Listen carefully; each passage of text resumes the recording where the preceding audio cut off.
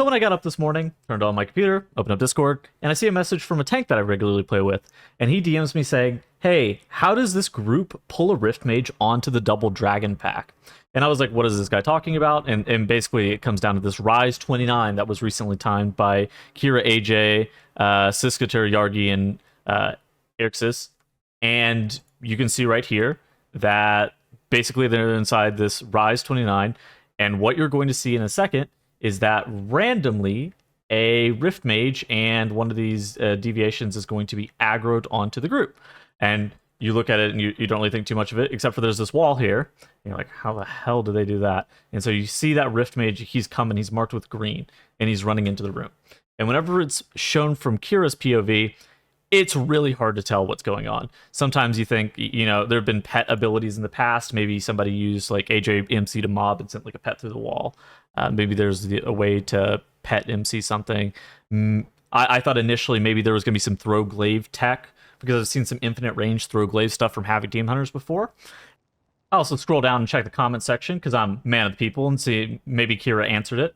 And much to my horror, I just see 2 questions here about asking how the Rift Mage has been pulled while fighting the Double Dragons with no answer. And so, of course, I say, put me in, coach. I'll find out.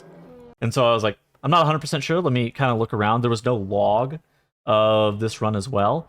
And so I wanted to actually look at it from the POV of the other members of his group because it looked like it was aggro to a ranged DPS. It didn't necessarily look like it was aggro to Kira, so I assumed that it wasn't going to be through him. And if you take actually a second to turn on voice whenever you're listening to this run, they're talking about it, and you can hear them say that there'll be 10 seconds until this mob is going to be pulled, whenever they're just chatting about grabbing that Rift Mage. And so basically, once I hear that, I'm like, oh, it's a cooldown. And so then I start looking at the cooldowns. I thought it was Spatial Paradox at first, because you see there are Og Evokers playing Spatial Paradox. It's not super commonly played, but it's played sometimes. And he does end up pressing it here in just a couple seconds, but the Rift Mage is pulled before that. And so then I go back and I enhance. And what I realize is that this Evoker is channeling this green beam onto this dragon, the same point that this Rift Mage is pulled. And so right here you can see the green beam coming out. And then the Rift Mage gets engaged here just a moment later. And I realized what it was.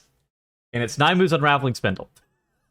And so I don't have one of these. And so I had to enlist the help of some of my friends who have the trinket to make sure that this is exactly what it was.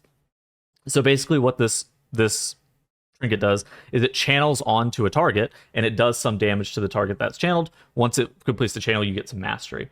And what is supposed to happen is whenever you channel it onto a target, it's supposed to just completely work on that target itself. But what Blizzard did not intend for you to do is actually target swap with it. And I've seen some people now do this thing where they're channeling on an initial target, and you'll see they can target like a secondary target, and it'll immediately pull them or like tick damage onto them.